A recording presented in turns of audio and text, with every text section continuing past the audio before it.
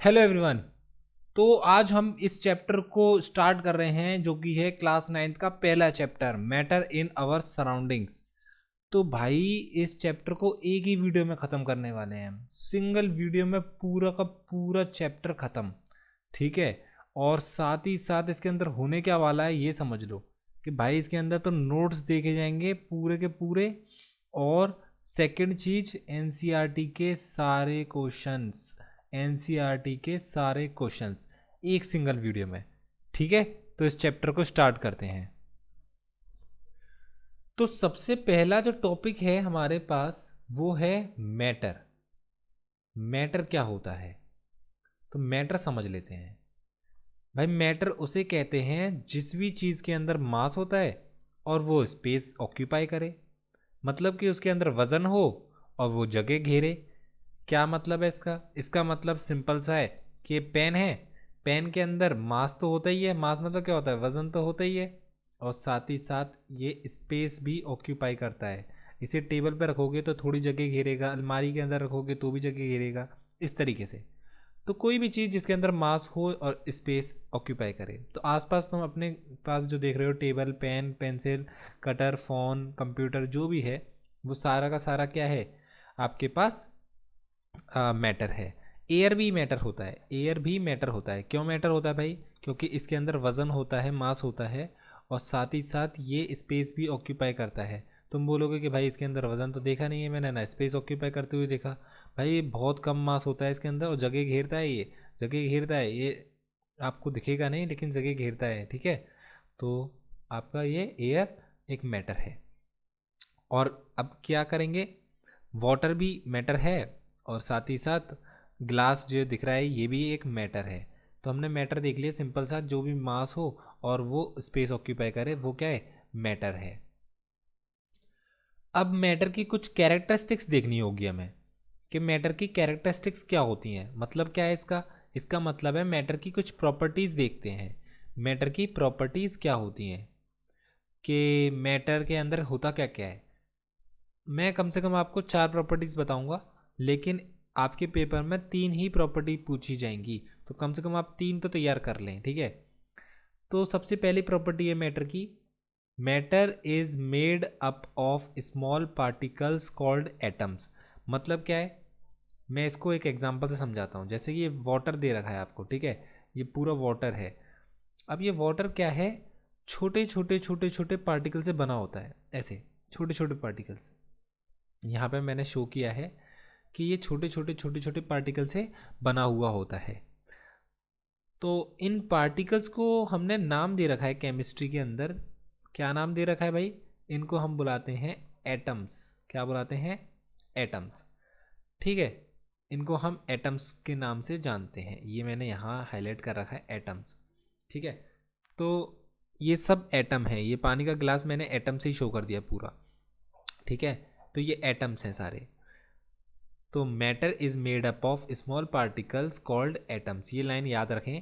पहली प्रॉपर्टी मैंने बता दी कि मैटर छोटे छोटे पार्टिकल से बने होते हैं जिनको हम एटम्स के नाम से जानते हैं। अब हम देखते हैं दूसरी प्रॉपर्टी। दूसरी प्रॉपर्टी क्या है हमारे पास? These particles have spaces between them. मतलब ये जो पार्टिकल्स होते हैं ना, एटम जो होते हैं, मैं बार बार पार्टिकल बोल रहा हूँ ना, इसका मतलब क्या है? एटम। तो ये जो एटम होते हैं इनके बीच में स्पेस होता है, इनके बीच में क्या होता है? स्पेस होता है। स्पेस मतलब खाली जगह। ठीक, तो दूसरा पॉइंट क्लियर है। इधर मैंने एक फ़ोटो दे रखी है, इसका मतलब मैं तुम्हें समझा देता हूँ। जैसे ही मैंने वाटर का ग्लास बनाया, इसके अंदर वाटर फिल कर दिया, ये लो वाटर फिल कर दिया, ठीक है, वाटर फिल कर दिया। अब हम जैसे ही इसके अंदर नमक डिज़ोल्व करते हैं, क्या करते हैं? नमक डिज़ोल्व करते हैं। तो अब हम इसमें नमक डिज़ोल्व कर देते हैं इस तरीके से, इस तरीके से। ठीक है। तो क्या होता है, ये नमक गायब हो जाता है, पानी के अंदर नमक गायब हो जाता है। ऐसा क्यों होता है? क्योंकि ये जो पानी के अंदर जो एटम्स होते हैं ना, इनके बीच में स्पेस होता है, इधर जाके सॉल्ट फिक्स हो जाता है। ठीक है। इधर इधर सॉल्ट क्या हो जाता है? जमा हो जाता है इन स्पेस के बीच में। ठीक है। तो इसलिए वो आपको नमक दिखता है कि गायब हो गया, वो गायब नहीं होता। पानी के बीच के जो पार्टिकल्स के बीच में जो स्पेस है वो वहाँ पे जाके फिक्स हो जाता है। ठीक है। तो दूसरा पॉइंट भी क्लियर हो गया होगा।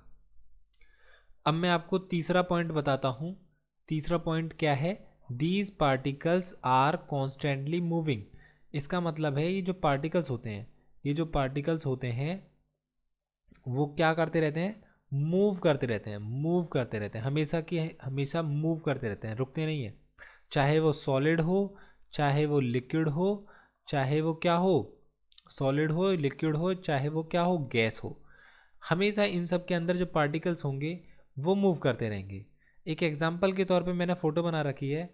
इसके अंदर ये है कि अगर आप ग्लास के अंदर पानी है और इसके अंदर आप कलर डाल दो, इसके अंदर आप क्या डाल दो, एक कलर, एक इंक डाल दो, ठीक है, एक इंक बूंद की इंक की बूंद डाल दो, तो वो ऐसे फैलने लग जाती है, फैलने लग जाती है, डिजॉल्व होने लग जाती है ना। देखा होगा सभी ने। तो इस तरीके से वो फैलने लग जाती है। तो इससे पता चलता है कि ये जो पार्टिकल्स हैं वो हमेशा मूव करते रहते हैं, ठीक है, हमेशा पार्टिकल मूव करते रहते हैं इस तरीके से। अब हम फोर्थ प्रॉपर्टी देख लेते हैं कि particles of matter attract each other because of the force of attraction. मतलब क्या है, ये जो पार्टिकल्स होते हैं, ये जो पार्टिकल्स होते हैं वो हमेशा एक दूसरे को क्या करते रहते हैं, अट्रैक्ट करते रहते हैं, एक दूसरे को क्या करते रहते हैं, अट्रैक्ट करते रहते हैं। इसका मैंने एक एग्जांपल के लिए फ़ोटो दे रखी है। जैसे पानी का नल है, पानी का नल है, जैसे यहाँ से पानी निकल रहा है, ये देखो मैंने निकाल दिया, पानी निकल रहा है इस तरीके से। अब क्या हो, आप इसमें एक काम कर सकते हैं कि इसमें उंगली लगा दें, इस तरीके से इधर बीच में उंगली लगा दें, तो आपने देखा होगा ये पानी की धार जो होती है वो बीच में से बट जाती है, ऐसे कट जाती है। लेकिन आपने एक चीज़ और नोटिस करी होगी कि वो नीचे जाके दोबारा मिल जाती है, इस तरीके से, इस तरीके से दोबारा मिल जाती है ना, इस तरीके से देखा होगा। तो ऐसा क्यों हुआ, ऐसा क्यों हुआ, क्योंकि जैसे ही ये पानी ऐसे ऐसे हुआ था, पानी स्प्लिट हुआ था, टूटा था बीच में से, तुरंत ही अट्रैक्ट कर लेते हैं एक दूसरे को और ये वापस से नीचे अट्रैक्शन की वजह से वापस से फ्लो होने लग जाता है। तो इससे पता चलता है कि पार्टिकल्स एक दूसरे को क्या करते रहते हैं, अट्रैक्ट करते रहते हैं। तो अब हम पॉइंट को एक बार रिमाइंड कर लेते हैं। अब तक हमने क्या क्या देख लिया। पहला पॉइंट कि मैटर सब पार्टिकल से बने होते हैं जिनको हम एटम्स के नाम से जानते हैं। दूसरा पॉइंट क्या देखा कि इन पार्टिकल के बीच में स्पेस होता है। तीसरा पॉइंट क्या देखा कि ये जो पार्टिकल्स होते हैं वो हमेशा मूव करते रहते हैं, हमेशा मूव करते रहते हैं। चौथा पॉइंट क्या देखा कि ये जो पार्टिकल्स होते हैं वो एक दूसरे को हमेशा अट्रैक्ट करते रहते हैं। तो बस ये आपको 4 पॉइंट लिखा दिए मैंने, इन्हीं पे क्वेश्चन आएगा। तो क्वेश्चन 1 क्या बन सकता है आपके पास कि डिफाइन मैटर, मैटर क्या होता है। क्वेश्चन 2 क्या बन सकता है, what are the properties of matter. 2 question अब तक हमने तैयार करा दिए। तो अब हम देखते हैं कि डिफ्यूज़न क्या होता है। ठीक है, अब हमारा टॉपिक है डिफ्यूज़न। What is diffusion. कई बच्चों को ये समझ नहीं आता है कि डिफ्यूज़न होता क्या है। तो मैं डिफ्यूज़न को बहुत ही आसानी से आपको समझाता हूँ। देखो इस फोटो से समझाता हूँ। आपने इस फोटो में देखने के लिए आपको दिख रहा होगा कि आपने एक पर्पल कलर का टुकड़ा लिया हुआ है, इसको आपने पानी के अंदर डाल दिया है। ये पर्पल कलर का टुकड़ा और कुछ नहीं, पोटेशियम परमैंगनेट है। इसके नाम पे मत जाओ, अब बस ये समझ लो पर्पल रंग का एक टुकड़ा है। ठीक है, तो ये जो टुकड़ा आपने डाला वो पानी के अंदर नीचे जाके बैठा, लेकिन बैठने के साथ साथ ये फैलने लग गया। ठीक है, इस तरीके से फैलने लग गया और पूरे पानी को इसने पर्पल कर दिया। तो इस फोटो से हमें समझ में क्या आया, एक जगह से पूरी जगह पे फैलना। इससे समझ में आया कि एक जगह से पूरी जगह पे फैल गया, पूरे पानी में फैल गया। आपने डाला तो एक ही जगह पे था लेकिन फैल पूरी जगह में गया।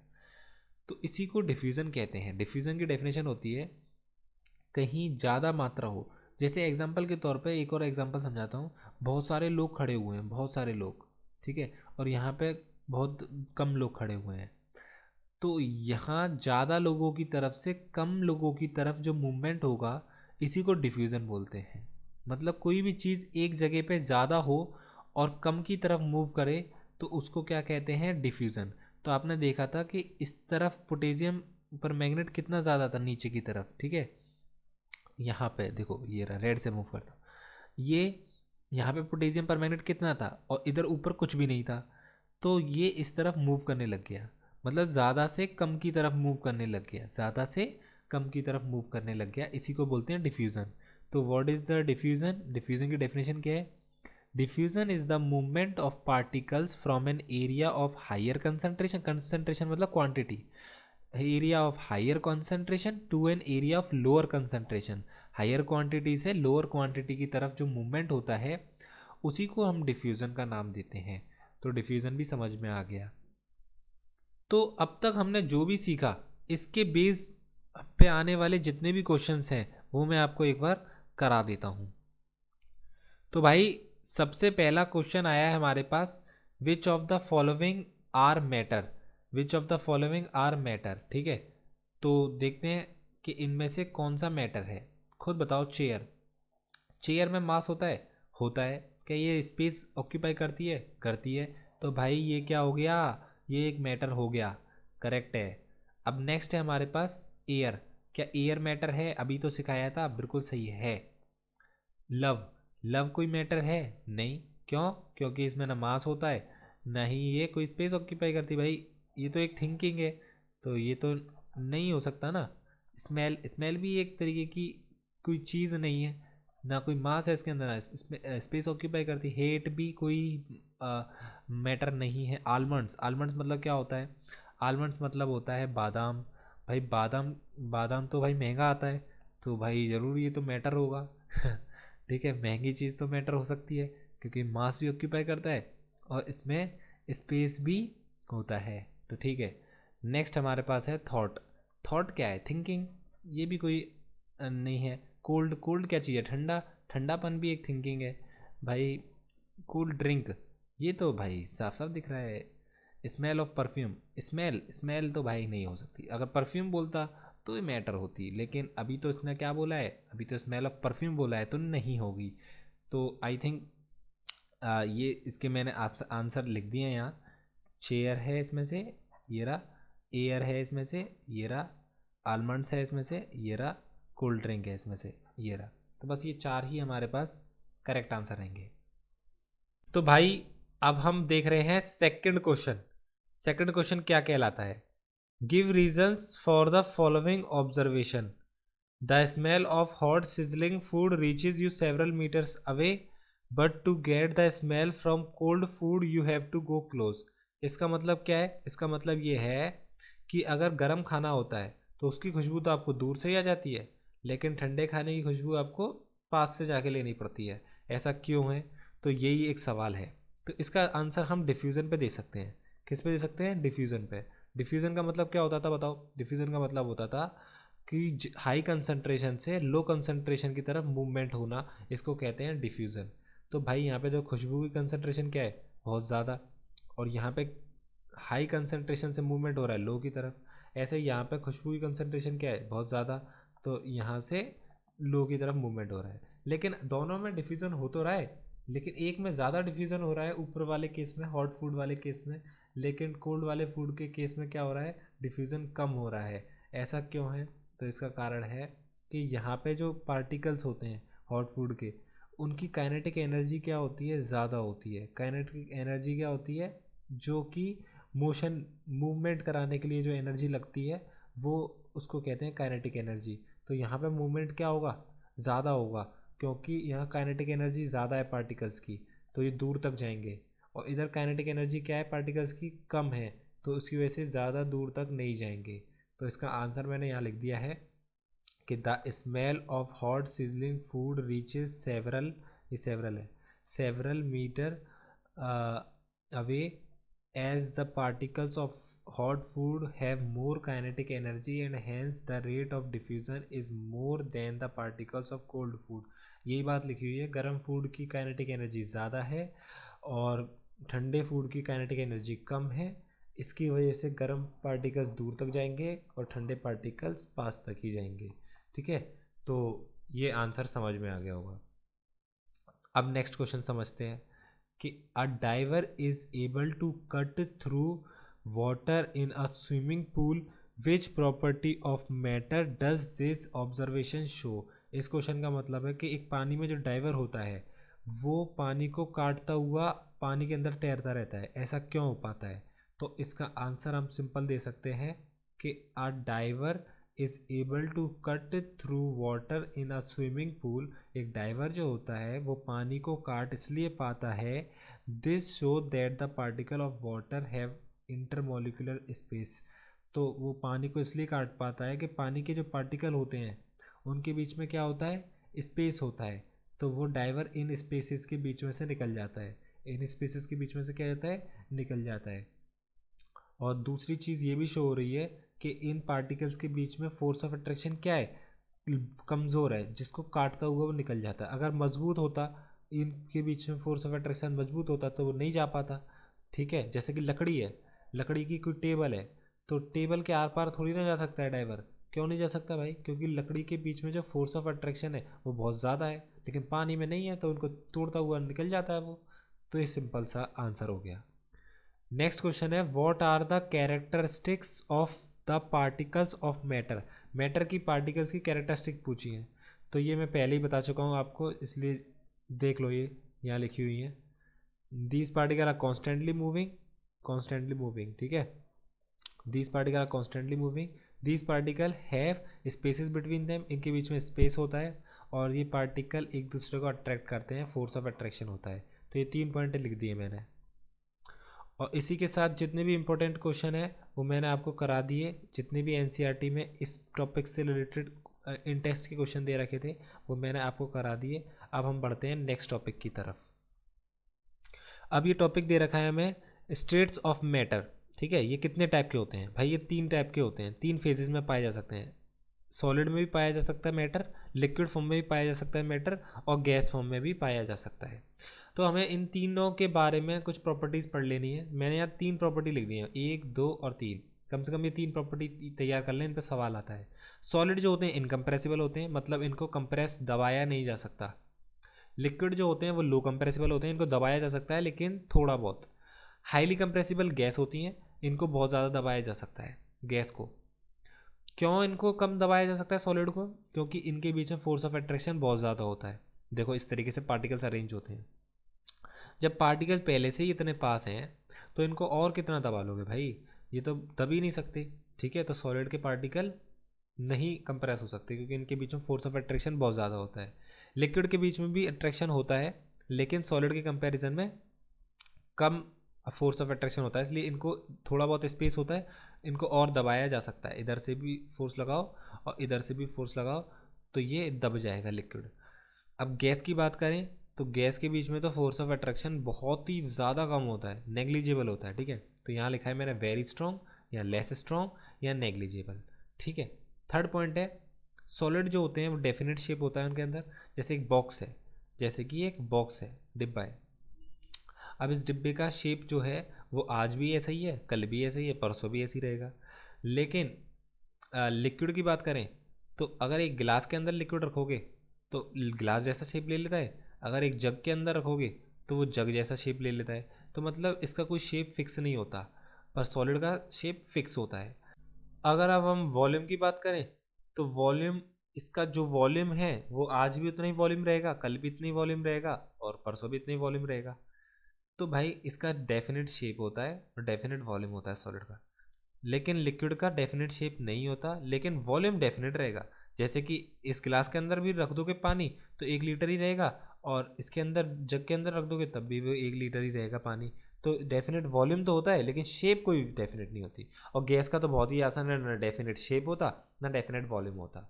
तो ये 3 पॉइंट मैंने बता दिए दोबारा से, ये incompressible, low compressible, highly compressible, very strong force of attraction, less strong force of attraction और negligible force of attraction. Definite shape, definite volume, definite indefinite shape और डेफिनेट वॉल्यूम। ठीक है, इनडेफिनेट शेप, इनडेफिनेट वॉल्यूम। अब हम एक term देख लेते हैं जिसे हम बोलते हैं डेंसिटी। क्या बोलते हैं? डेंसिटी। डेंसिटी का एक फॉर्मूला होता है, density is equals to mass upon volume. बस ये फॉर्मूला याद रख लो, density is equals to mass upon volume. इसी पे सवाल आएंगे तो ये आसानी से हो जाएंगे। ठीक है, डेंसिटी क्या होता है? Mass upon volume. तो इसकी डेफिनेशन भी बहुत आसान है। डेंसिटी इज डिफाइंड एज, इसको डिफाइंड एज बोल सकते हैं, density is defined as mass upon को आप बोल सकते हैं पर यूनिट, मास पर यूनिट वॉल्यूम। तो दोबारा से, density is defined as mass per unit volume. ठीक है, तो सिंपल हो गया, density is equals to mass per unit volume. Clear? तो भाई चलो अब हम क्वेश्चन देख लेते हैं, ठीक है। क्वेश्चन क्या क्या है, तो सवाल है हमारे पास, arrange the following substances in increasing order of force of attraction between the particles, water, sugar और ऑक्सीजन। तो भाई शुगर की फोर्स ऑफ अट्रैक्शन क्या होगी, सबसे ज़्यादा होगी क्योंकि ये सॉलिड है, और लिक्विड की उससे कम होती है फोर्स ऑफ अट्रैक्शन, और गैस की सबसे कम होती है फोर्स ऑफ अट्रैक्शन। तो शुगर की सबसे ज़्यादा, वाटर की उससे कम, ऑक्सीजन की सबसे कम।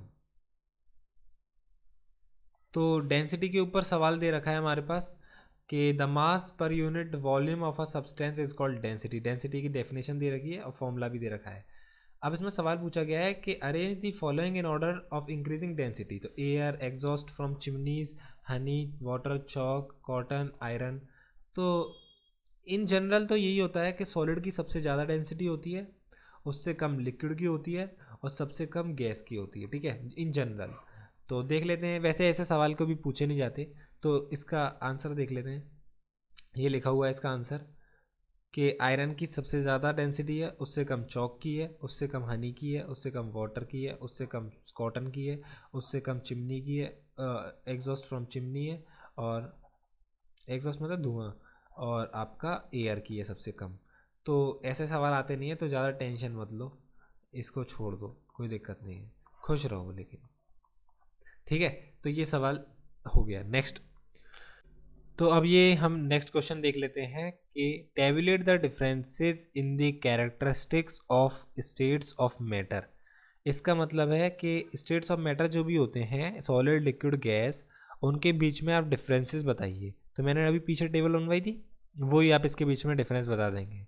नेक्स्ट सवाल जो है, comment upon the following, rigidity, compressibility, fluidity, filling of a gas container, shape, kinetic energy and density. इन सबको थोड़ा थोड़ा आप इनके बारे में ब्रीफ कर दीजिए, मतलब थोड़ी थोड़ी इनकी डेफिनेशन दे दीजिए। तो अभी मैं दे देता हूँ, वैसे ऐसे सवाल आते नहीं है, ठीक है।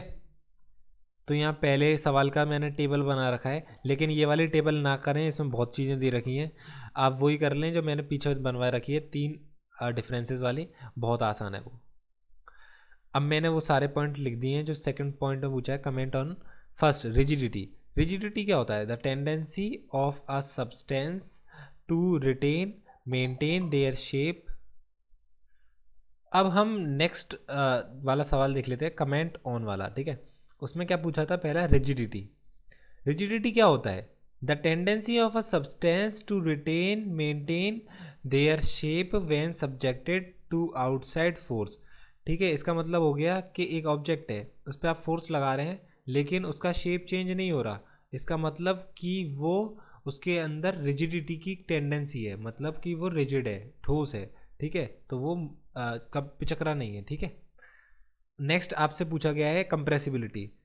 ये रिजिडिटी का जस्ट उल्टा होता है, जैसे आपने गैस है, गैस को आपने पिचकाया तो वो कंप्रेस हो गई, तो समझ लो उसके अंदर कंप्रेसिबिलिटी है, वो पिचक सकती है, ठीक है।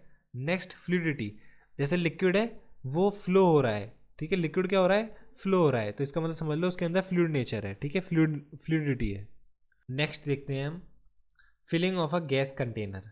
Filling of a gas container में क्या होता है, देखो एक कंटेनर है, उसके अंदर आपने गैस भरी, ठीक है, तो वो जो गैस है वो पूरे कंटेनर में फैल जाती है, भरी आपने नीचे थी लेकिन पूरे में फैल जाती है। तो ऐसा क्यों होता है, क्योंकि gases have particles which vibrate randomly in all the direction. मतलब क्या हुआ कि गैस के जो पार्टिकल होते हैं वो वाइब्रेट करते रहते हैं, क्या करते रहते हैं, वाइब्रेट करते रहते हैं, और वो हर डायरेक्शन में फैलते रहते हैं, हर डायरेक्शन में क्या होता है, फैलते रहते हैं। तो इस वजह से वो पूरे कंटेनर में फैल जाते हैं, ठीक है, वाइब्रेशन की वजह से पूरे कंटेनर में फैल जाते हैं, भले ही आप थोड़ी सी गैस डालो या बहुत ज़्यादा, वो पूरे कंटेनर में फैल जाएगी, ठीक है। ऐसा लिक्विड या सॉलिड के साथ नहीं होता, अगर आप पानी डालते हो तो वो इतने में ही रह जाता है, लेकिन गैस जो होती है वो पूरे में फैल जाती है, ठीक है। तो देखो शेप, शेप का जो होता है भाई, सॉलिड का डेफिनेट शेप होता है, लिक्विड और गैस का शेप डेफिनेट नहीं होता, ये जो कंटेनर का शेप होता है वही ले लेते हैं। काइनेटिक एनर्जी, जो एनर्जी होती है पार्टिकल्स के पास उनके मोशन की वजह से, उसी को काइनेटिक एनर्जी कहते हैं, ठीक है। तो molecules of gases vibrate randomly as they have maximum kinetic energy. तो गैस के सबसे ज़्यादा मोशन करते हैं, इस वजह से उनकी काइनेटिक एनर्जी सबसे ज़्यादा होती है। आखिरी में डेंसिटी की बात करें तो it is defined as mass per unit volume, और सॉलिड की डेंसिटी सबसे ज़्यादा होती है। और ज़्यादा टेंशन लेने वाली बात नहीं है, क्योंकि ऐसे सवाल पेपर में नहीं आते हैं, तो इतनी सारी डेफिनेशन आपको याद नहीं करनी। अब देखते हैं हम नेक्स्ट क्वेश्चन, ठीक है। Give reasons. पहला ये चार हमारे पास क्वेश्चन पूछे गए हैं। A gas fills completely the vessel in which it is kept, मतलब एक गैस जो होती है वो पूरे वेसल में क्यों भर जाती है।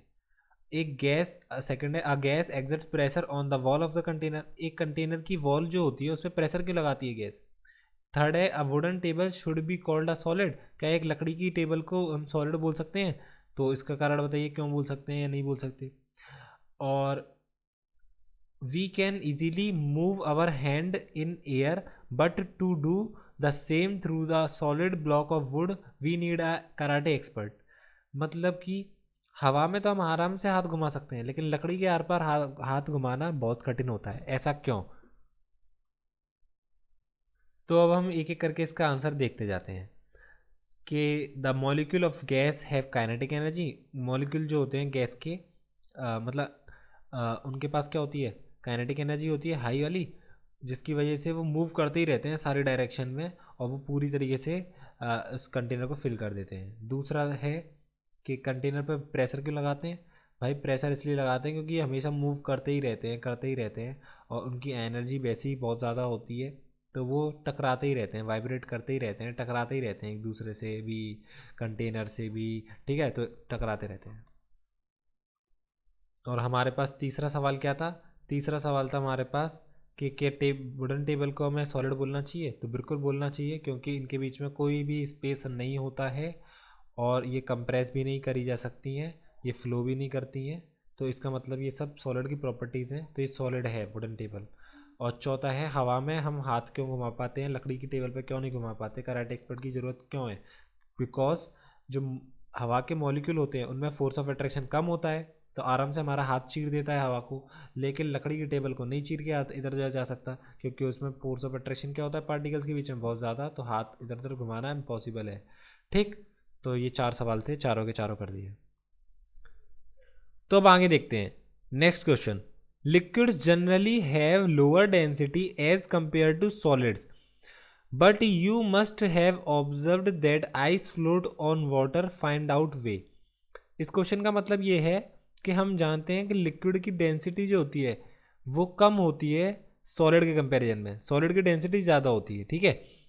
तो देखो मैं तुम्हें समझाता हूँ, जैसे जिसकी डेंसिटी ज़्यादा होती है ना, जिसकी डेंसिटी ज़्यादा होती है वो नीचे आ जाता है, और जिसकी डेंसिटी कम होती है वो ऊपर आ जाता है।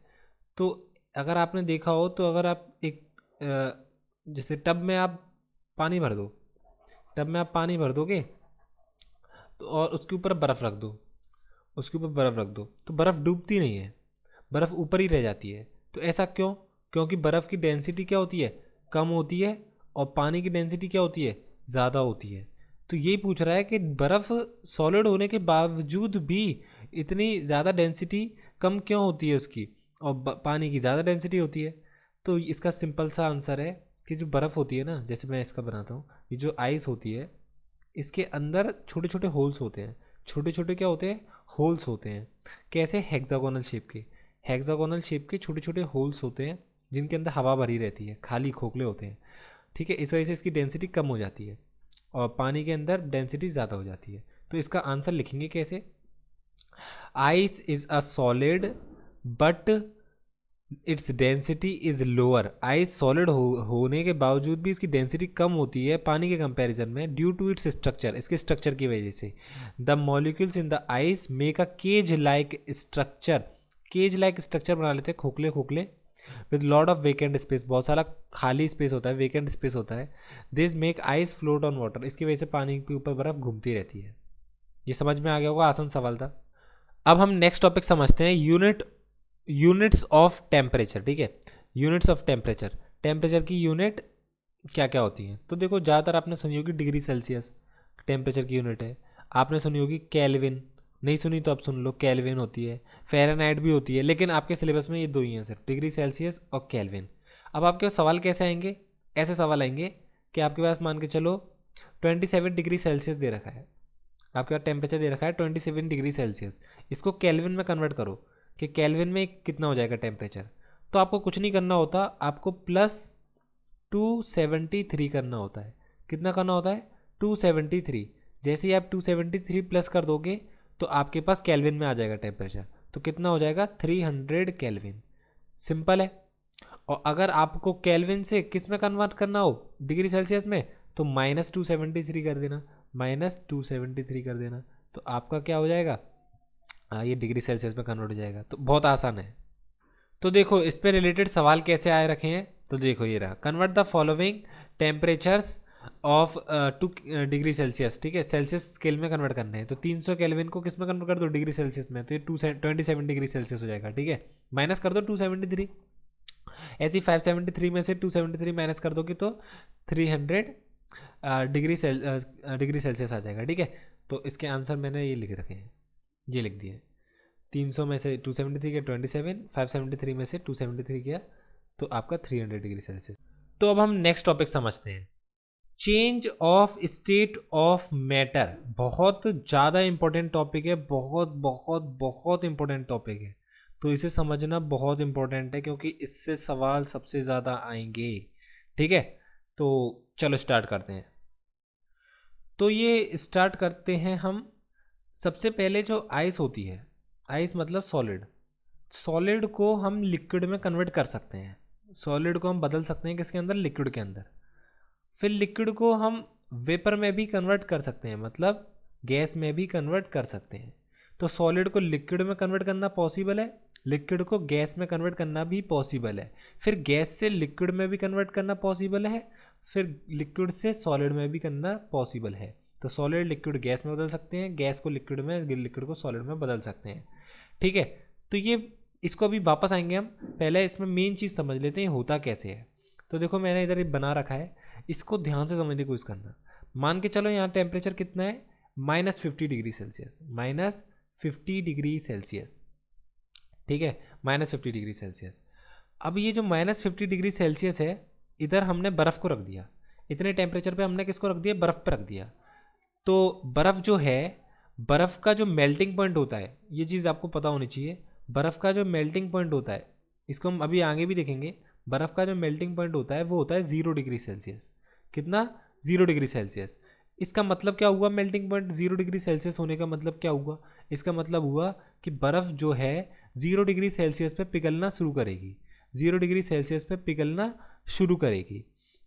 तो अभी तो कितना टेम्परेचर है? -50 डिग्री सेल्सियस। तो अब तो नहीं पिघलेगी, तो हमने टेम्परेचर बढ़ाना शुरू किया। देखो ऊपर की ओर ये जा रहा है, ये टेम्परेचर बढ़ रहा है, बढ़ रहा है, बढ़ रहा है, बढ़ रहा है, लेकिन अभी तक बर्फ़ नहीं पिघलेगी क्योंकि अभी तो टेम्परेचर 0 पहुंचा ही नहीं है।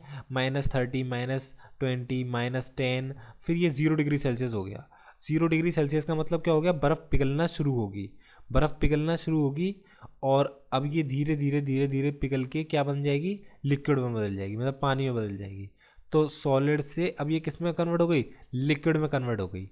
ठीक है, लेकिन यहाँ पे गौर करने वाली बात क्या है, समझने वाली बात क्या है कि यहाँ पे ये सॉलिड थी, मतलब 0 डिग्री सेल्सियस पे पिघलना शुरू हुई और पानी में बदल गई, लेकिन अभी भी पानी का टेम्परेचर कितना है? 0 डिग्री सेल्सियस। इसका मतलब ये नहीं है टेम्परेचर बढ़ गया होगा, पानी बदल गया है। तो पानी का भी अभी टेम्परेचर कितना है? 0 डिग्री सेल्सियस ही है पानी का भी। बस इधर अंतर क्या हुआ है? फेज में चेंज हुआ है। अब सॉलिड से ये लिक्विड में हो गया है, लेकिन टेम्परेचर अभी भी कितना है? 0 डिग्री सेल्सियस। तो दोबारा समझते हैं, -50 डिग्री सेल्सियस टेम्परेचर था, उसको आपने धीरे धीरे धीरे धीरे टेम्परेचर बढ़ाया और 0 डिग्री सेल्सियस पे लिया है। और मेल्टिंग पॉइंट बर्फ़ का क्या होता है? 0 डिग्री सेल्सियस। तो अब वो पिघलना शुरू होगी और किस में कन्वर्ट हो जाएगी? वो लिक्विड में कन्वर्ट हो जाएगी, लेकिन लिक्विड में भी अभी उसका 0 डिग्री टेम्परेचर ही है। ठीक है, अब ये 0 डिग्री सेल्सियस टेम्परेचर से वो किस में कन्वर्ट होना शुरू होगी? अब ये जो लिक्विड है वो किस में कन्वर्ट होना शुरू हो जाएगा? अब वो शुरू होने लग जाएगा गैस की तरफ। ठीक है, तो अब इसको हम और टेम्परेचर बढ़ाएंगे बढ़ाएंगे। देखो मैं बताता हूँ, जो गैस मतलब जो वेपर होता है, लिक्विड का जो, वाटर का जो, मैं अब ये जो लिक्विड है इसको अगर हमें वेपर में कन्वर्ट करना है, मतलब ये जो वाटर है इसको वेपर में कन्वर्ट करना है, तो हमें इसको बॉईल करना पड़ेगा। अब और ज़्यादा इसको टेम्परेचर देना पड़ेगा। तो आपको ये पता होना चाहिए कि जो वाटर होता है इसका बॉइलिंग पॉइंट कितना होता है? इसका बॉइलिंग पॉइंट होता है 100 डिग्री सेल्सियस। कितना होता है? 100 डिग्री सेल्सियस। भाई 2 वैल्यू आपको पता ही होनी चाहिए, एक तो बॉइलिंग पॉइंट और एक मेल्टिंग पॉइंट। तो आइस के लिए मेल्टिंग पॉइंट कितना होता है 0 डिग्री सेल्सियस, और वाटर के लिए बॉइलिंग पॉइंट क्या होता है 100 डिग्री सेल्सियस। ठीक है, तो अब हमें ये जो लिक्विड है, जो पानी बन चुका है, इसको टेम्परेचर देना पड़ेगा। धीरे धीरे धीरे हमने टेम्परेचर बढ़ाया, टेम्परेचर बढ़ाया बढ़ाया बढ़ाया बढ़ाया, ठीक है, 0 से 10 20 30 40 50 60 70 80 90 100 तक लिया है। ठीक है, अब ये 100 डिग्री सेल्सियस पे ये किस में कन्वर्ट होने लग जाएगा, ये कन्वर्ट होने लग जाएगा, बॉइलिंग पॉइंट आ गया ना, अब ये कन्वर्ट होने लग जाएगा गैस में। तो ये गैस बदल जाएगी बदल जाएगी बदल जाएगी। ठीक है, तो ये गैस बदल गई, यहाँ मतलब हुआ क्या, लिक्विड से किस में कन्वर्ट हो गई, गैस में।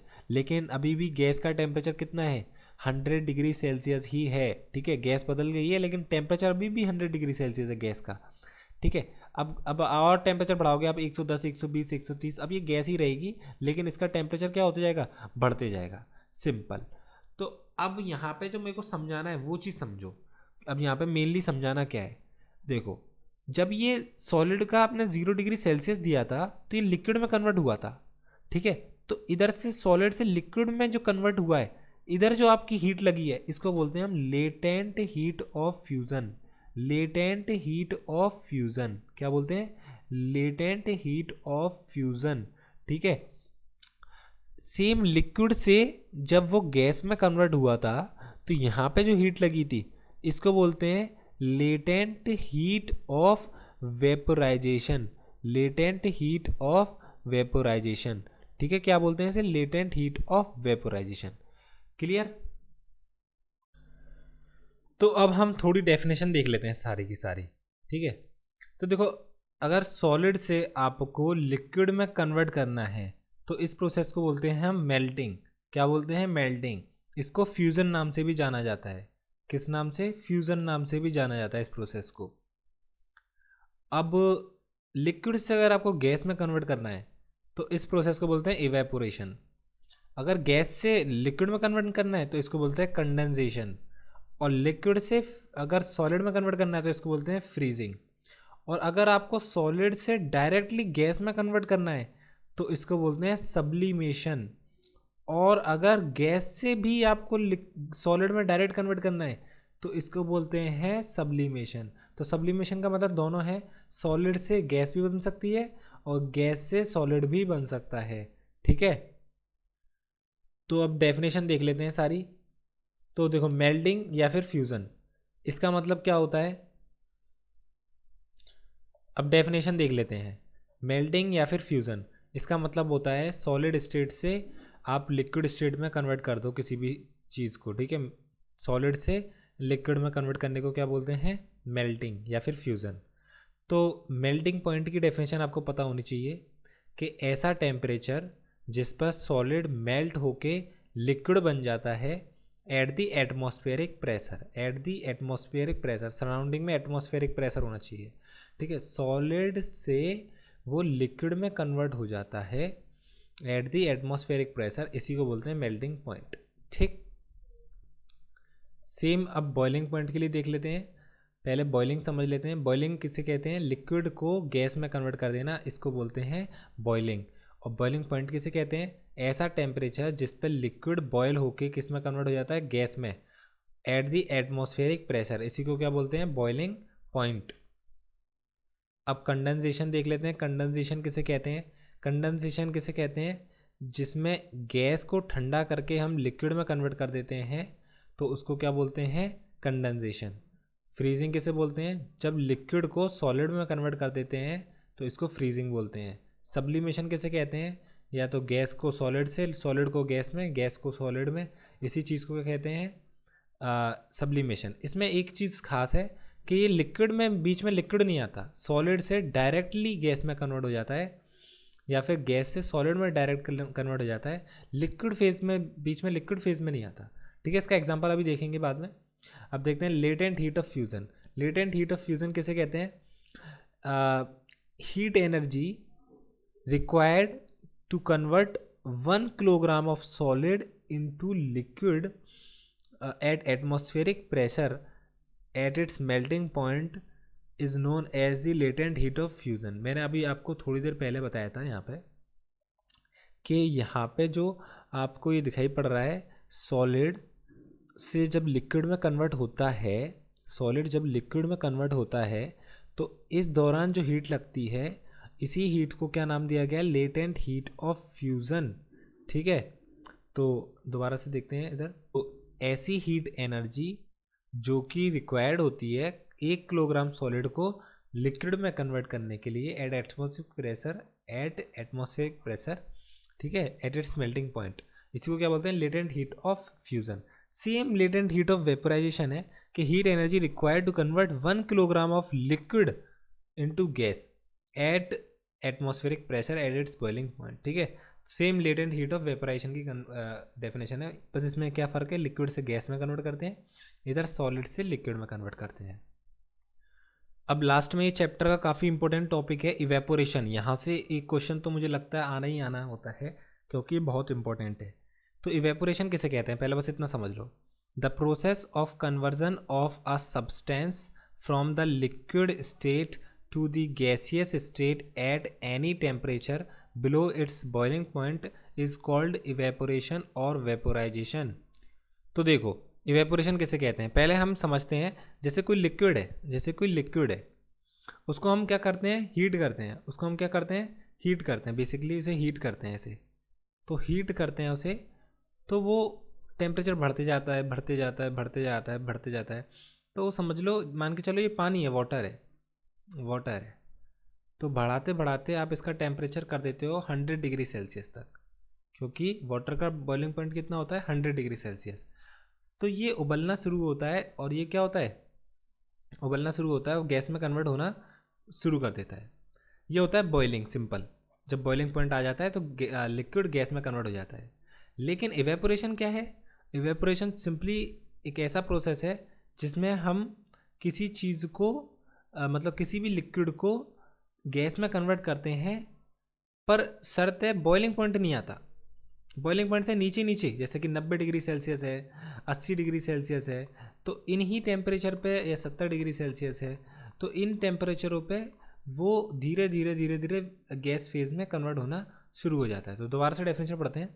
ऐसी process, the process of conversion of a substance from the liquid state to the gaseous state, liquid state से गैसियस स्टेट में कन्वर्ट होना at any temperature below its boiling point, उसके बॉइलिंग पॉइंट से नीचे is called evaporation, या फिर vaporisation भी बोलते हैं। अब ये हमारे पास कुछ फैक्टर हैं, यहाँ पे 4 फैक्टर दे रखे हैं। इन चारों फैक्टर को समझना ही बहुत ही ज़्यादा आसान है।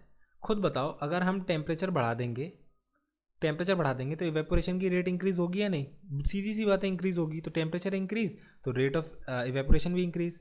अब हम सेकंड देखते हैं, सरफेस एरिया। ठीक है, अब सरफेस एरिया, इसमें मैं बताता हूँ आपको। जैसे आपने कढ़ाई ली या फिर टब लिया, वो आपने रख दिया धूप में, और आपने एक गिलास रख दिया धूप में पानी भर के, इसमें भी पानी भर के, तो बताओ किस में जल्दी इवेपोरेशन होगा? तो उसमें जल्दी होगा जिसका एरिया बड़ा है, ऊपर से खुला ज़्यादा है, क्योंकि धूप ज़्यादा लगेगी हर पानी के हिस्से पे। ठीक है, और यहाँ पे कम लगेगी, तो इधर इवेपोरेशन स्लो हो जाएगा और इधर फास्ट हो जाएगा। ठीक है, अब देखो थर्ड देखते हैं। थर्ड है हमारे पास ह्यूमिडिटी। ह्यूमिडिटी में क्या है? ह्यूमिडिटी मतलब मॉइस्चर। अगर नेचर में मॉइस्चर कम होगा तो इवेपोरेशन भी तेज़ होगा। ठीक है, अगर मॉइस्चर कम तो इवेपोरेशन ज़्यादा, सीधी सी बात है। अब है विंड स्पीड ज़्यादा तो इवेपोरेशन भी ज़्यादा। ये 4 ही पॉइंट है हमारे पास। तो सरफेस एरिया ज़्यादा, इवेपोरेशन ज़्यादा, टेम्परेचर ज़्यादा तो इवेपोरेशन ज़्यादा, ह्यूमिडिटी कम तो इवेपोरेशन ज़्यादा, विंड स्पीड ज़्यादा तो इवेपोरेशन ज़्यादा। अब इस चैप्टर का ये लास्ट पॉइंट है, इवेपोरेशन कॉजेज कूलिंग। इस पे ही सबसे मेनली इवेपोरेशन में इधर से ही क्वेश्चन आता है।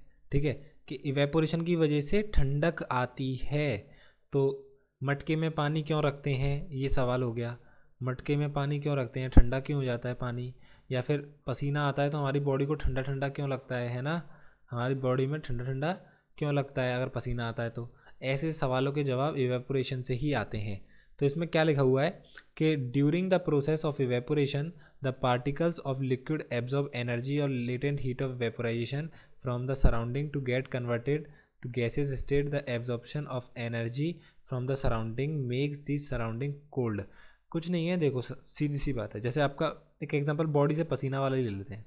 ये आपका हाथ है मान के चलो, आपको गर्मी लगती है, ठीक है, आपको गर्मी लगती है, तो ये मैं आपका हाथ बना देता हूँ, हाथ बना दिया, ये हैंड है। अब आपको गर्मी लगती है तो आपको पसीना आने लग जाता है, ऐसे बूंद बूंद आ जाती है आपकी बॉडी पे, ठीक है, पसीना आने लग जाता है।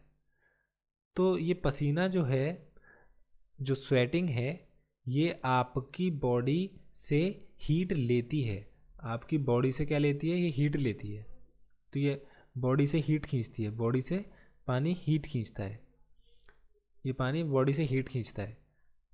स्वेटिंग का पानी क्या करता है? आपकी बॉडी से हीट खींचता है और किस में कन्वर्ट हो जाता है? गैस में। और गैस में कन्वर्ट होकर ये हवा में उड़ जाता है, और ये पानी जो था वो गैस बन के हवा में उड़ जाता है, ठीक है, गैस बन के हवा में उड़ जाता है। अब आपका जैसे ही ये पानी बन के हवा में उड़ जाता है गैस बन के, तो ये पानी जो है आपकी बॉडी का क्या ले गया? गर्मी ले गया, हीट ले गया, तो आपको ठंडा ठंडा लगने लगता है, आपको ठंडा ठंडा लगने लगता है। यही चीज़ मैंने यहाँ भी लिख दी है, द परस्पिरेशन या फिर sweating in our body keeps the body temperature constant by taking away the extra heat from the body as the latent heat of vaporisation, ठीक है। ये चीज़ मैंने यहाँ पे भी लिख दी है, सेम चीज़ लिखी हुई है जो मैंने आपको समझाया है। अब ये चैप्टर ख़त्म हो चुका है, तो इससे रिलेटेड जितने भी क्वेश्चन है अब हम देख लेते हैं। लास्ट में बस क्वेश्चन देखना जरूरी है, क्वेश्चन ज़रूरी है, मैं सारे क्वेश्चन करा रहा हूँ जिससे कि आपको अलग से करने की जरूरत ना पड़े, ठीक है। अब देखो पहला सवाल क्या है, what is the physical state of water at 250 degree Celsius और 100 डिग्री सेल्सियस। पहला पूछ रहा है 250 डिग्री सेल्सियस पे वाटर किस स्टेट में होगा। साफ पता है कि 0 डिग्री सेल्सियस होता तो ये आइस स्टेज पे, 0 से नीचे होता तो आइस स्टेज पे होता ये वाटर। 100 डिग्री के आसपास होता तो ये वाटर स्टेज पे होता। और अब ये 250 पहुंच गए तो इसका मतलब ये ज़रूर स्टीम पे होगा। किस में होगा? स्टीम में होगा, वेपर में होगा, ठीक है। सेम 100 डिग्री सेल्सियस पे पूछ रहा है, तो 100 डिग्री सेल्सियस पे ये बॉइलिंग पॉइंट होता है वाटर का। वाटर का क्या होता है? Boiling point. तो यहाँ पे ये वाटर स्टेज में भी होगा और 100 डिग्री सेल्सियस पे लेटेंट हीट की वजह से ये गैस में भी कन्वर्ट हुआ होगा, ठीक है। तो ये दोनों फेज में पाया जा सकता है। तो यहाँ आंसर लिख दिया है मैंने, आंसर देख लो कि 250 डिग्री सेल्सियस में तो गैस में है ये, और 100 डिग्री सेल्सियस पे लिक्विड में भी पाया जा सकता है, गैस में भी पाया जा सकता है, ठीक है। देखो मैंने यहाँ पे भी आपको ये चीज़ यहाँ ढंग से समझाई थी, दोबारा बता देता हूँ। 100 डिग्री सेल्सियस पे लिक्विड भी पाया जाएगा और 100 डिग्री सेल्सियस पे ही ये गैस फॉर्म में भी पाया जा सकता है, ठीक है। अब ये नेक्स्ट क्वेश्चन देखते हैं। ABCDEF इन सबको क्या करना है? लेबल करना है। तो सिंपल है, ये क्या चीज़ है? मेल्टिंग या फिर फ्यूज़न। बी क्या चीज़ है? बी है आपका इवेपोरेशन। डी क्या चीज़ है आपकी? डी है आपका कंडेंसेशन। और सी क्या चीज़ है आपकी? ये है सॉलिडिफिकेशन, या फिर हम इसको क्या बोल सकते हैं? ये इसको बोल सकते हैं फ्रीजिंग, ठीक है। ई क्या चीज़ है? सब्लिमेशन। ये सॉलिड से गैस बना रहा हूँ डायरेक्ट, या फिर गैस से सॉलिड बना रहा हूँ डायरेक्ट। नेक्स्ट क्वेश्चन है, एटमॉस्फेरिक गैसेस को लिक्विफाई कैसे करें, मतलब गैस को लिक्विड में कन्वर्ट कैसे करें, कोई मेथड बताओ उसके लिए। तो बहुत आसान है, एक सिलेंडर लो, उसमें गैस भर दो और ऊपर से उसे दबा दो, ऊपर से उसे दबा दो, ऐसे पिचकते पिचकते पार्टिकल पास आते जाएंगे और लिक्विड में कन्वर्ट हो जाएगा। तो देखो नेक्स्ट क्वेश्चन क्या है? नेक्स्ट क्वेश्चन है हमारे पास कि why does a desert cooler cold better on a hot dry day. बोल रहा है कि गर्मी में ये कूलर जो है ठंडी हवा अच्छी तरीके से काम करते हैं, अच्छी तरीके से हवा ठंडी फेंकते हैं। तो इसका कारण क्या है मैं बताऊँ। ऊपर इसकी छत होती है, छत से पानी टपकता है, पानी टपकता है, यहाँ पे पानी आता है, ये रहा, यहाँ पे पानी आता है। अब पानी क्या होता है? गर्मी की वजह से इवेपोरेट होता है, यहाँ से इवेपोरेट होता है, पानी इवेपोरेट होता है और अंदर की ओर ठंडक फेंकता है। अंदर की ओर क्या करता है? बीच में जो खोखली जगह है, खाली जगह है, वहाँ ठंडक फेंकता है और इस पंखे की वजह से वो ठंडक यहाँ पे आपके पास ठंडा ठंडा ठंडा ठंडा हवा आती है। सीधा सा आंसर है। तो ऊपर लिख भी दिया है, the outer walls of the cooler get sprinkled by water constantly. जो आउटर वॉल्स होती हैं इस पर पानी आता रहता है कॉन्स्टेंटली, और this water evaporates due to hot dry weather. और ये वाटर इवेपोरेट होता रहता है गर्मी की वजह से, और इवेपोरेशन की वजह से कूलिंग होती है अंदर की साइड और ये कूल कर देता है हवा को आपके फैन की मदद से, ऐसे ऐसे ऐसे ऐसे ऐसे। नेक्स्ट सवाल है हमारे पास कि how does the water kept in an earthen pot मटका बिकम कूल ड्यूरिंग समर। वो बोल रहा है कि जब मटका होता है ठंडा हो जाता है, ठंडा पानी हो जाता है इसके अंदर का, तो वो ऐसा क्यों होता है? मटके के अंदर जो पानी ठंडा होता है वो क्यों होता है गर्मी के अंदर? ठीक है, तो मैं बताता हूँ कि जो मटका होता है ना, इसमें छोटे छोटे छेद होते हैं। इस मटके में क्या होते हैं? छोटे छोटे छेद होते हैं। इन छेद में से क्या होता है? पानी, थोड़ा थोड़ा पानी बाहर आता रहता है। थोड़ा थोड़ा पानी क्या होता रहता है? इस मटके में से बाहर आता रहता है।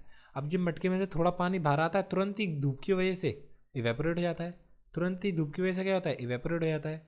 और इवेपोरेशन की वजह से पीछे क्या छोड़ जाता है? ये अपनी ठंडक छोड़ देता है अंदर की ओर। अंदर की ओर क्या छोड़ देता है? मटके के अंदर ठंडक छोड़ देता है अंदर की ओर। तो मटका के पानी क्या हो जाता है? ठंडा हो जाता है। तो यही लिखा हुआ है मैंने, the earthen pot is porous, मतलब छेद होते हैं, with lots of pore in it, इसमें बहुत सारे छेद होते हैं। तो water oozes out through these pores, पानी बाहर से बाहर आ जाता है इन छोटे छोटे छेदों से, और वाटर इवेपोरेट हो जाता है बाहर आके सरफेस पे आके, और ठंडा इफेक्ट देता है ये अंदर की ओर। This makes the pot cold and water inside the pot cools by this process. इस प्रोसेस के दौरान ये अंदर का पानी ठंडा हो जाता है। तो अब नेक्स्ट सवाल है हमारे पास, why does our palm feel cold when we put some acetone और पेट्रोल और परफ्यूम ऑन इट। वो कह रहा है कि हमें अपनी हथेली पे ठंडा ठंडा क्यों लगता है जब हम उस पर एसीटोन डालते हैं या फिर परफ्यूम डालते हैं या फिर पेट्रोल डालते हैं, तो ठंडा ठंडा लगता है हाथ पे, ऐसा क्यों होता है? तो साफ आंसर लिखा हुआ है, एसीटोन, पेट्रोल और परफ्यूम इवेपोरेट होते हैं, जिसकी वजह से वो हवा के कांटेक्ट में आते हैं, और इवेपोरेशन की वजह से ठंडा लगता है। सीधी सी बात है यार, इवेपोरेशन होगा जहाँ पे भी, वहाँ पीछे वो ठंडक छोड़ के चले जाता है। ठीक है, तो पेट्रोल वगैरह इवेपोरेट हो जाते हैं, आपका हाथ ठंडा कर जाते हैं। अब हम नेक्स्ट क्वेश्चन देखते हैं, why are we able to sip hot tea और milk faster from a saucer rather than a cup. Simple सा सवाल बोल रहा है कि कप से चाय पीने में मुश्किल होती है, धीरे पी पाते हैं, और सॉसर से तेज, ऐसा क्यों होता है?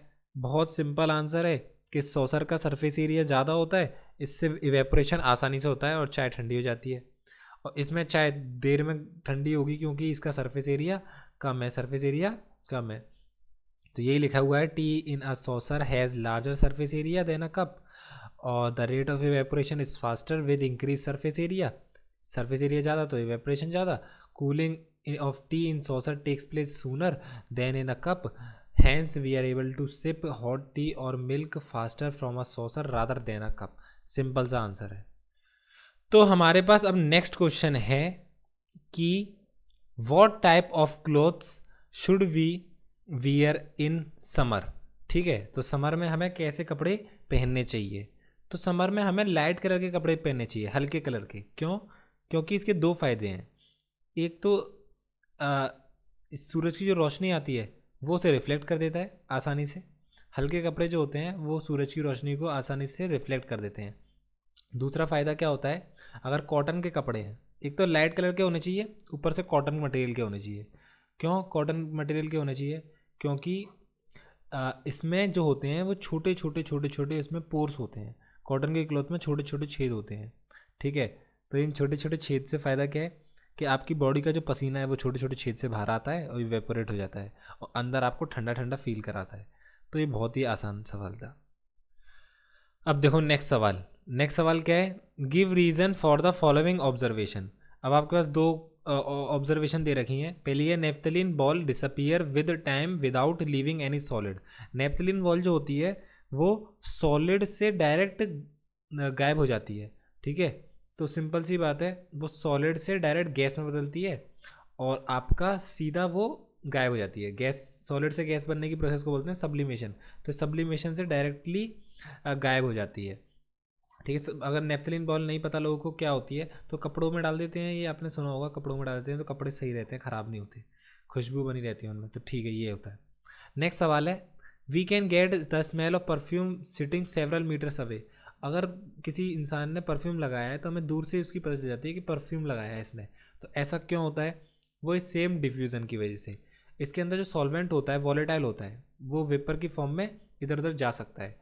तो वो वॉलेटाइल सॉल्वेंट जो होता है वो डिफ्यूज़न की मदद से दूर दूर तक जा सकता है, ठीक है। तो अब हम नेक्स्ट सवाल देखते हैं। Give 2 reasons to justify. पहला सवाल है water at room temperature is a liquid.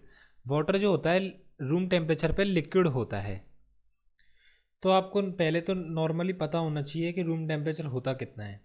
Room temperature होता है 25 डिग्री सेल्सियस, ठीक है।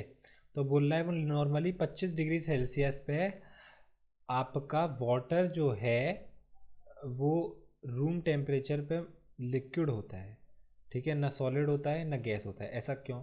इसके 2 रीजन बताने हैं। तो भाई सीधा है कि वाटर का फ्रीजिंग पॉइंट कितना होता है 0 डिग्री सेल्सियस। मतलब अगर बर्फ़ फॉर्म में हो तो 0 डिग्री सेल्सियस पिघलता है, तो 0 डिग्री सेल्सियस तो नहीं है। और बॉइलिंग पॉइंट होता है इसका 100 डिग्री सेल्सियस, मतलब गैस में बदलने के लिए। तो ना ही ये आपका 0 डिग्री सेल्सियस से ज़्यादा है, तो इसका मतलब ये बर्फ़ तो हो ही नहीं सकती, मतलब ये लिक्विड में कन्वर्ट हो चुका है। अब लिक्विड से गैस में कन्वर्ट होना है तो 100 डिग्री सेल्सियस चाहिए, तो 100 डिग्री सेल्सियस तो नहीं है। इसका मतलब ये अभी गैसेस वो लिक्विड फॉर्म में ही है, ठीक है। नेक्स्ट सवाल, an iron almirah is a solid at room temperature. बहुत आसान है। रूम टेम्परेचर कितना है 25 डिग्री सेल्सियस, और अलमीरा लोहे की उसे कितना चाहिए पिघलने के लिए, उसका मेल्टिंग पॉइंट होता है 2523 के डिग्री सेल्सियस, इसके आसपास होता है, ठीक है। 1523 डिग्री सेल्सियस इसके आसपास इसका क्या होता है मेल्टिंग पॉइंट होता है। तो इतना मेल्टिंग पॉइंट इतना टेम्परेचर तो नहीं है ना रूम का, तो ये सॉलिड फॉर्म में पाया जाता है अलमीरा, ठीक है। नेक्स्ट सवाल, for any substance why does the temperature remain constant during the change of state. तो सवाल बहुत ही सिंपल है कि जैसे मान के चलो ये बर्फ़ है आइस, ठीक है, ये आइस का क्यूब है और ये है हमारे पास वाटर, ठीक है। तो सवाल ये है कि जब आइस से वाटर में जब कन्वर्ट होता है, आइस जब वाटर में कन्वर्ट होता है, तो मान के चलो आइस का डिग्री सेल्सियस कितना होना चाहिए वाटर में कन्वर्ट होने के लिए 0 डिग्री सेल्सियस। कितना? 0 डिग्री सेल्सियस। और जब ये आइस पानी में कन्वर्ट हो जाता है तब पानी का भी टेम्परेचर कितना होता है 0 डिग्री सेल्सियस। तो यही सवाल है कि जब बर्फ़ से पानी में बदला तो टेम्परेचर चेंज क्यों नहीं हुआ। ये मैंने पहले पढ़ाया था आपको। वो इसलिए नहीं हुआ क्योंकि इसके जो मॉलिक्यूल्स हैं या एटम्स हैं वो पास पास हैं, तो इनका फोर्स ऑफ अट्रैक्शन ज़्यादा है, तो इनको तोड़ने के लिए हीट लगती है, तोड़ने को हीट लगती है, और इनको ब्रेक करके ये दूर दूर हो जाएंगे, ठीक है। दूर दूर हो जाएंगे तो क्या बन जाएगा लिक्विड बन जाएगा। दूर दूर हो जाएंगे तो क्या बन जाएगा लिक्विड बन जाएगा। तो ये बॉन्ड तोड़ने के लिए जो हीट लगती है उसको बोलते हैं लेटेंट हीट। क्या बोलते हैं? Latent heat. और ये किस फेज में यूज़ हो रही है? सॉलिड से आपका लिक्विड बदलने वाले में। तो लेटेंट हीट ऑफ, क्या बोलेंगे इसे? Latent heat of fusion. Latent heat of fusion. तो ये हीट यूज़ होती है और ये हिडन हीट होती है। ये हिडन हीट होती है क्योंकि बॉन्ड में तोड़ने के काम आती है, तो इधर टेम्परेचर चेंज नहीं होता। ये चीज़ लैंग्वेज में लिखी हुई है, आप इसे पढ़ सकते हैं। अब नेक्स्ट सवाल है हमारे पास, water what produces more severe. अब हम नेक्स्ट सवाल करते हैं, what produces more severe burn. ये बर्न लिखा हुआ है, ठीक है। सीवियर बर्न, बॉइलिंग वाटर और स्टीम। देखो इस क्वेश्चन को समझाता हूँ। ये क्या बोल रहा है, मान के चलो ये कंटेनर है, इसमें वाटर भरा हुआ है, इस तरीके से वाटर भरा हुआ है, ठीक है। इस कंटेनर में क्या भरा हुआ है? वाटर भरा हुआ है। अब इसको आप उबाल रहे हो, इसको क्या कर रहे हो? आप उबाल रहे हो, ऐसे ऐसे ऐसे ऐसे इसको गर्म आंच पे उबाल रहे हो। अब ये उबलेगा तो भाई इसकी भाप बनेगी, स्टीम बनेगी, ठीक है। तो वो यही पूछ रहा है कि ये स्टीम ज़्यादा खतरनाक है कि ये उबलता हुआ पानी ज़्यादा खतरनाक है। तो भाई सीधी सी बात है, ये स्टीम खतरनाक है। क्यों स्टीम खतरनाक है भाई? क्योंकि, और एक और चीज़ बताता हूँ, बॉइलिंग वाटर का टेम्परेचर कितना है 100 डिग्री सेल्सियस। कितना? 100 डिग्री सेल्सियस। और स्टीम का टेम्परेचर कितना है? उसका भी सेम 100 डिग्री सेल्सियस। तो भाई दोनों का 100 डिग्री सेल्सियस है, पानी का भी 100 डिग्री सेल्सियस है, स्टीम का भी 100 डिग्री सेल्सियस है। तो भाई कौन सा ज़्यादा खतरनाक है हमारे लिए? तो हमारे लिए ज़्यादा खतरनाक है स्टीम। क्यों है स्टीम खतरनाक? क्योंकि इसके अंदर लेटेंट हीट ऑफ वेपोराइजेशन छुपी हुई है, जो कि मैंने अभी अभी बताया था बॉन्ड तोड़ने के काम आती है। वो लेटेंट हीट ऑफ वेपोराइजेशन छुपी हुई है। यही मैंने लिखा हुआ है ऊपर, तो पढ़ सकते हैं। अब देखो नेक्स्ट सवाल क्या है, what is the physical state of water at, तीन चीज़ें पूछी हैं, 25 degree Celsius, 0 degree Celsius, 100 degree Celsius. तो देखो सबसे आसान है यहाँ बताना 25 डिग्री सेल्सियस। 25 डिग्री सेल्सियस भाई 0 से ज़्यादा है, तो यहाँ पे तो क्या होगा, liquid. 0 degree Celsius, 0 degree Celsius पे क्या होगा तुम्हें बताओ। 0 डिग्री सेल्सियस पे मेल्टिंग पॉइंट होता है, तो ये सॉलिड भी होगा यहाँ पे, और क्या होगा, लिक्विड भी होगा, क्योंकि यहाँ पे एक सेम टेम्परेचर पे दोनों चीज़ पाई जाएंगी। अब 100 डिग्री सेल्सियस है तो भाई ये बॉइलिंग पॉइंट होता है, तो यहाँ पे लिक्विड भी पाया जाएगा, और क्या भी पाया जाएगा, वाटर भी पाया जाएगा, और आपका गैस भी पाई जाएगी। तो ये जो बहुत ही आसान सवाल था। अब लास्ट क्वेश्चन करते हैं इसका, why is ice at 273 kelvin more effective in cooling than water at the same temperature. तो इस क्वेश्चन का मतलब मैं आपको समझा देता हूँ। जैसे कि हमारे पास एक तरफ बर्फ़ है, आइस है, ठीक है, एक तरफ वाटर है। अब इस आइस का टेम्परेचर हमें दे रखा है कितना, 273 केल्विन। ऐसे ही वाटर का भी कितना दे रखा है, 273 केल्विन। इसको डिग्री सेल्सियस में लिखें तो दोनों का 0 डिग्री सेल्सियस हो गया। कितना हो गया, 0 डिग्री सेल्सियस। अब ये पूछ रहा है कि दोनों में से ठंडा करने के काम कौन सा ज़्यादा आएगा, बर्फ़ या फिर पानी। और ये क्वेश्चन में गिवन भी है, बर्फ़ ज़्यादा आएगी, बर्फ़ ज़्यादा इफेक्टिव होगी। तो यही सवाल पूछा गया है, बर्फ़ ज़्यादा इफेक्टिव क्यों होगी भाई, बर्फ़ ज़्यादा क्यों इफेक्टिव होगी। तो इसका रीज़न हम आपको देते हैं कि बर्फ़ इसलिए ज़्यादा इफेक्टिव होगी। पहले आपको समझा देता हूँ, बर्फ़ से पानी जब बदला तो 0 डिग्री सेल्सियस पे बर्फ़ थी और 0 डिग्री सेल्सियस पे पानी है, तो इसका मतलब इसने लेटेंट हीट ऑफ फ्यूज़न की मदद से ये किस में कन्वर्ट हो गया, पानी में कन्वर्ट हो गया।